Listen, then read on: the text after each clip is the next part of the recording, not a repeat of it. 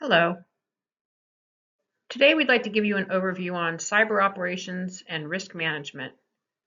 Today's presentation is provided by Group 1, Federal Government, United States. So we're going to review several items here in an attempt to evaluate and present what we need for sustainability and safety within the U.S. federal government arena. One of the things we're going to focus on today is the Software Development Lifecycle, SDLC, the assessment that was prepared, and a software development matrix, which gives an overview of risk management and various security requirements that are required for various systems. Some of the steps that we'll review in detail are software assurance. What is required? What are the expectations? What is the software development life cycle? And what are the key attributes of that? What are some of the risks in the supply chain? What are some of the supply chain options and risks and recommendations? And finally, what are some of the costs associated with these elements? Software assurance is basically the level of confidence that one has in the functions of software as it's intended to be used. And we want it to be free of vulnerabilities, or at least as low of risk of vulnerabilities as possible. And these vulnerabilities can be intentional, like an outsider who has malicious intent, or it can be, and most commonly, it's a mistake made within the organization by someone who just makes a mistake and creates a vulnerability for the organization.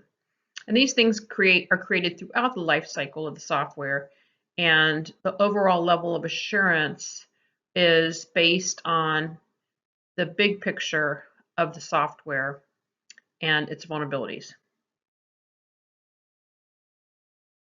So there are several software assurance needs as well as expectations. Some of the needs are safety, privacy, and security. These can also lead to the same expectations. Some needs are also to meet standards and regulations, both at federal, state, local levels, and sometimes international as well. And then other expectations include confidentiality, integrity, and availability. So let's talk for a moment about safety, privacy, and security. An organization needs to clearly define the roles and expectations of everyone who is associated with privacy, safety, and security. They need to have a reusable library that they can use for reference materials. The organization needs to establish secure development practices, including the definition of security requirements and verification. And development teams need to be equipped with the right software and the security training that they need. And then finally, the organization needs to verify the effectiveness of its security controls. And we'll talk more about that in the future. So there are various standards and regulations that are very important. There are internal ones, like your internal policies, standards that apply to the organization.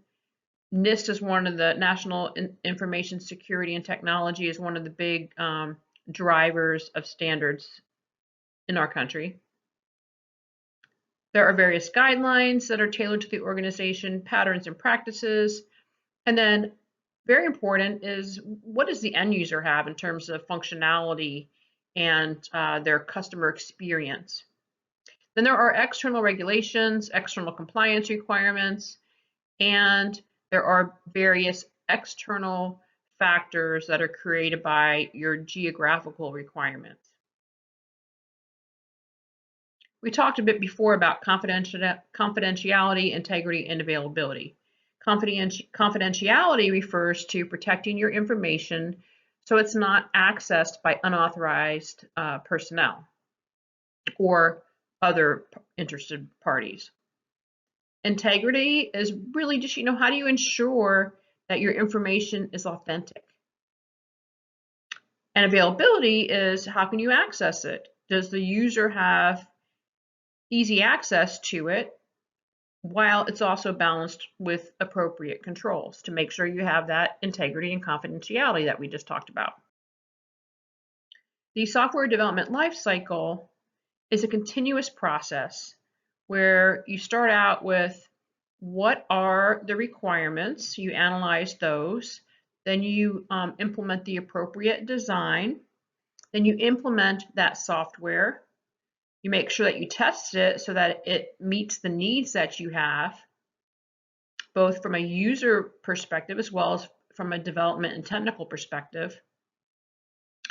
And then you make sure that your process evolves to meet your needs and to meet those areas that you discovered during the design, implementation, and testing periods. And then it evolves again, where you do another analysis of your requirements and you continue to improve upon your products to make sure that your software development lifecycle is continuous and strives for ever continuing improvement in your processes. So there are various methods that can be used. There's the waterfall methodology. This is somewhat beneficial because it's a little bit easier for unexperienced teams, and it enhances the organization's dependency upon the different factors that it flows down through. Like the waterfall, that's where we get the name. It flows from requirements, design, implementation, verification, and maintenance. Some of the disadvantages, though, is it can be very slow and inflexible. And in an ever-changing environment like most of us are involved in, it's very important to be able to have a flexible and adaptable process. And the waterfall methodology doesn't usually include those aspects. Agile is more like what people are doing these days. It breaks the software into different cycles, and it produces ongoing releases and testing. So you can be doing multiple things at one time. You can be doing testing and training in one area. You can be doing user acceptance testing in another. So you can be doing multiple things at different phases and different aspects of your software development. It's scalable, adaptable, and it's very efficient. You can prioritize, so you find out what's most important to the organization, focus on that. Whereas maybe the things that aren't so important, you put those on the back burner until you have the time and the resources to address those. Sometimes it results in rushing different processes, and sometimes there are complaints about lacking the fundamentals because you're kind of steering away from the fundamentals that people have become so accustomed to over the years. Other methods for software development lifecycle include rapid application development. This is very typical when you're trying to do something quickly and leveraging the latest technology. Also, extreme programming development is another area that is sometimes leveraged for SDLC methodology. It enables the developers to really be empowered so that they can respond to changing requirements, even when you get late into the life cycle. So supply chain risk management is an area where you can identify what the threat agents are, what the scenario might be, and then some different examples for each one. And you can see here some of those different factors, different threat agents, what the scenarios might be that accompany those, as well as some specific examples.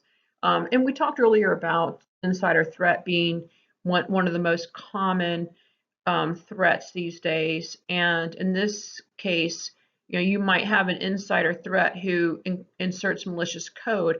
This might be struck by disgruntled employees, and sometimes even they just do it by mistake. They make a common error, and it leads to a full-blown event for the organization. So various supply chain options and recommendations. There are some basic aspects of supply chain risk management.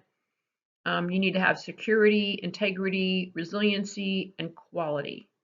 And you can see how those kind of all come together in this Venn diagram They're all interrelated, and you must address all of them to make sure that you have a solid supply chain organization.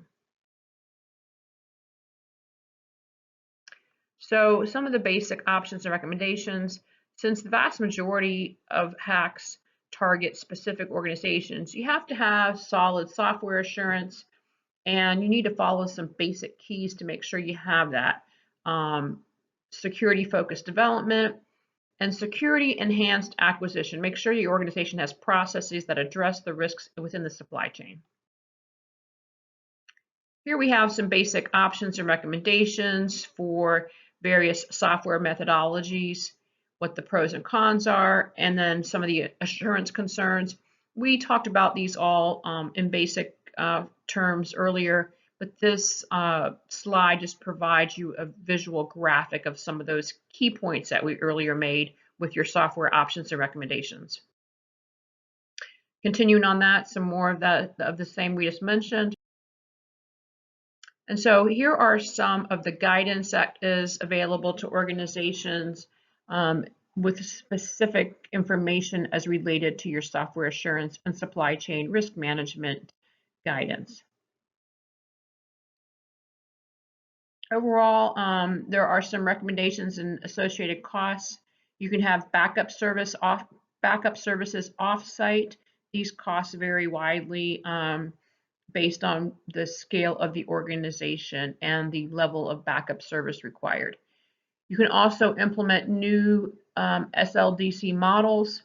Usually the upfront cost is less than the long-term cost down the road. You can also have a limited supply chain.